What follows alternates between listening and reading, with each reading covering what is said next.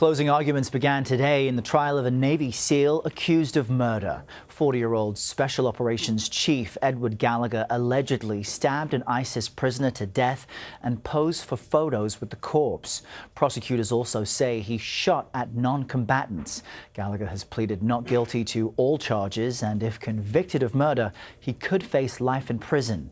CBS News national security correspondent David Martin joins us now from the Pentagon. David, you followed every twist and turn of this case. Just remind us what the main issues have been as this trial has unfolded. This goes back to the fighting for Mosul, the second largest city in Iraq, in February of 2017, in which U.S. troops were backing up Iraqi forces trying to take the city back from ISIS. And one of the U.S. units that was involved in the fighting was a platoon of Navy SEALs commanded by Chief Gallagher. And during the fighting, he is alleged to have bent over a wounded ISIS fighter who had been hit in an airstrike, and he allegedly stabbed the ISIS fighter in the neck and killed him, which is the principal charge against him.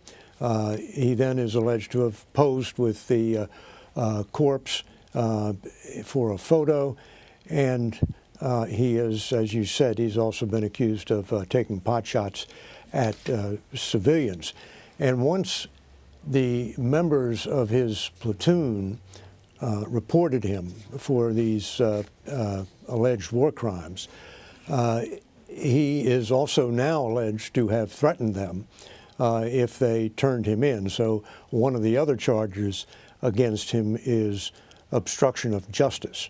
But this has been a wild trial, and it's hard to see where this is going. It's a case which President Trump has taken a personal interest in early on. Before the trial began, he ordered Chief Gallagher released from the brig where he was being held pending trial and allowed to live in a barracks, and that's since been loosened too. He's living at home with his family. And the prosecution has been charged with misconduct for allegedly trying to track down leaks by putting email trackers on some of the lawyers' emails accounts. And then most dramatically, one of the witnesses reversed the story he had told investigators and claimed in court that it was he, not Chief Gallagher, who had killed this young ISIS fighter by putting his thumb over the trachea hole in his throat to, in essence, suffocate him. And the reason he said he did that was because he was afraid that the Iraqis would torture him once they got their hands on him. So he portrayed it as a mercy killing. And when he was asked, well, why are you only telling us this story now? He said, well, because Chief Gallagher has a family and he doesn't deserve to spend the rest of his life in prison. Now, President Trump looked at the possibility of pardoning Chief Gallagher before the trial began. He did not do that, but certainly that does not rule out the possibility that he could issue a pardon after the trial is completed, a verdict is rendered, and a sentence handed out. All right, David Martin, skillfully walking us through the many interesting aspects of this stunning case. Thank you so much. We now have attorney Deborah Blum here with us to talk about what's at stake and what could possibly happen next. So I appreciate you coming here to speak with us about this. But as David just outlined, I mean, this is unheard of, this type of case and the twists and turns that we've seen with someone else jumping in and saying, hey, it was me. One of the main issues here is that there is no known autopsy for this ISIS fighter who was killed, and a lot of what's being discussed here is based on testimony, witness testimony. How challenging is that, and what kind of case does it make when there's a real lack of tangible evidence to look at and determine what happened? Well, the prosecution here has to prove the case beyond a reasonable doubt, which is dictated by the federal code.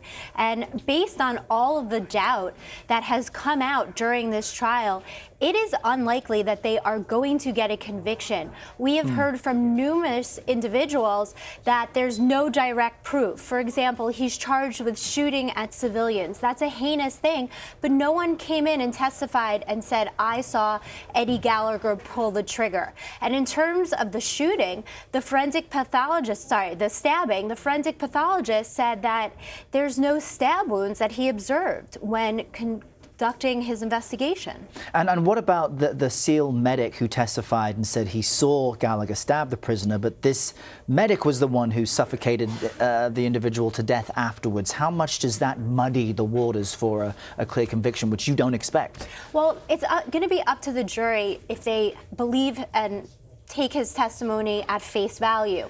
It is strange for somebody to have been prepared by the prosecution and then to go in and testify completely differently. So this was a complete shock to the prosecution that they had this witness say that he was the one that committed the murder. And doesn't that witness risk perjury charges if you get up and say something you know isn't true? Yeah, you know, there's a brotherhood amongst these Navy SEALs, and I think that that's what's coming out here is, you know, for example, with taking photographs of the corpse, that's a common thing that unfortunately does happen when we send our troops to go and protect our country. They often do take photographs. So there's a culture here, and I think we're seeing a lot of that come to play. And you can't forget what people sometimes describe as the fog of war. I mean, this battle for Mosul in February of 2017, it was long, it was ongoing, and it wasn't a kind of guaranteed thing that this would work out for the U.S. forces there. There's another piece of evidence, though, that the prosecutors are pointing to, and that's a group text chat where one SEAL wrote to his colleagues, and we have it here, we can pull it up, quote, "I shot more warning shots to save civilians from Eddie than I ever did at ISIS. I see an issue with that." This is Gallagher, of course, accused of shooting at non-combatants. How problematic is this text exchange for him? Well, you know, the prosecution does have some things here, such as that text exchange, but then we had an Iraqi general that testified that when he turned over the body, he was with the body, the young man, the ISIS fighter, was still alive, and that he didn't see Eddie Gallagher stab him. And then you also had a sergeant testify and said that when the body was moved to take the corpse photo, that he also didn't witness any stab wounds. So I think that the defense can overcome what the prosecution proffered during the trial. All right. Well, we appreciate you walking us through what's a tough case to I guess, complete and win here for the prosecution, but we'll keep a close eye on it. Deborah Blum, thank you. Thank you.